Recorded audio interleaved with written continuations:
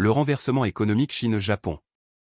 2005 vs 2025, où se situe vraiment l'écart? En 2005, l'image semblait évidente. Le Japon était perçu comme une économie développée, stable et riche. La Chine, elle, progressait rapidement mais restait considérée comme un pays en développement. Mais en 20 ans, le paysage s'est complètement transformé. La taille de l'économie, la structure industrielle, les capacités technologiques et les dynamiques démographiques ont évolué dans des directions opposées. Dans cette vidéo, nous allons comparer 2005 et 2025 et expliquer comment s'est produit ce spectaculaire renversement économique. 1. La taille de l'économie, les chiffres parlent d'eux-mêmes. Commençons par l'indicateur le plus déterminant, le PIB. Comparaison du PIB. En 2005. Chine, 2,26 billions de dollars américains. Japon, 4,14 billions de dollars américains, environ 1,8 fois la Chine. En 2025, estimation. Chine, 18,19 billions USD. Japon, 4,245 billions USD. La Chine devient 4 à 5 fois plus grande que le Japon.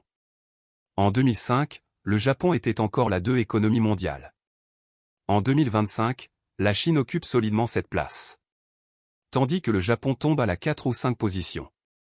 Ce n'est pas seulement un changement de classement, mais une recomposition structurelle du pouvoir économique. 2. Puissance industrielle, déclin japonais, ascension chinoise. Part de la production manufacturière mondiale. 2005, Japon 21%, Chine 8%. 2025, Japon 7%, Chine 33%. Secteur par secteur, l'écart est encore plus évident. 1. Construction navale. 2005, Japon numéro 1, Chine numéro 3. 2025, Chine 48%, Japon 3%. 2. Électronique grand public. 2005, Sony, Panasonic, Sharp dominaient. 2025, les marques chinoises dominent de plus en plus de marchés. 3. Énergie solaire, photovoltaïque. 2005, le Japon était leader. 2025, la Chine contrôle 80% du marché mondial. 4. Automobile. Le Japon reste fort dans les voitures thermiques. Mais dans l'électrique, la Chine progresse rapidement. Jusqu'à ce que BYD dépasse Toyota dans plusieurs régions. En résumé, le Japon a été progressivement poussé hors des secteurs stratégiques. Tandis que la Chine s'est imposée comme la puissance manufacturière centrale.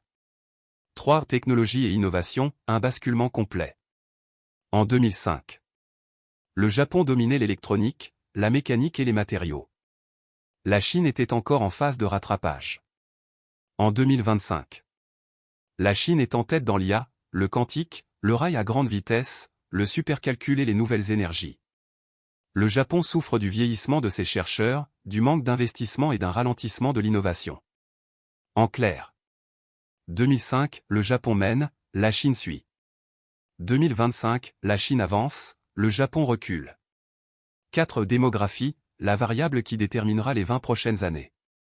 La population conditionne tout, croissance, innovation, consommation. Japon, un vieillissement extrême qui fige la croissance. Plus de 30% de la population aura plus de 65 ans en 2025. Baisse de la main-d'œuvre. Consommation affaiblie.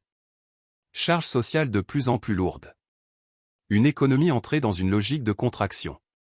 Chine, en transition, mais encore massive et dynamique. De vastes zones urbaines très productives. Une chaîne industrielle complète et difficile à remplacer. Déclin démographique progressif. Un pays en pleine transformation structurelle. Conséquence, l'écart économique pourrait encore s'élargir dans la prochaine décennie. 5. Pourquoi la Chine progresse-t-elle tandis que le Japon recule? Les difficultés du Japon, structurelles et presque irréversibles. Déclin démographique continu. Délocalisation industrielle. Innovation affaiblie. Demande intérieure stagnante. Effet secondaire de décennies de politique monétaire ultra-accommodante. Il ne s'agit pas d'une simple mauvaise conjoncture, mais d'un affaiblissement structurel de long terme. Les atouts de la Chine, systémique et durable. Le système manufacturier le plus complet au monde. Un marché intérieur gigantesque. Une exécution rapide des politiques industrielles et des infrastructures. Une forte capacité d'absorption et de diffusion technologique. Le principal bénéficiaire de la reconfiguration industrielle mondiale. La Chine connaît une transition difficile. Mais sa trajectoire générale reste ascendante. 6. Conclusion, la fin d'une ère, le début d'une autre. En 2005, le Japon était la première puissance d'Asie, et la Chine un challenger. En 2025, la Chine est devenue la deuxième puissance mondiale. Et le Japon a quitté le premier cercle. Ce qui était autrefois la force stable du Japon est devenu sa limite. Tandis que la Chine est passée du statut de pays émerge à celui de centre manufacturier et industriel du monde. Et tout indique que cet écart continuera de se creuser dans les années 2030.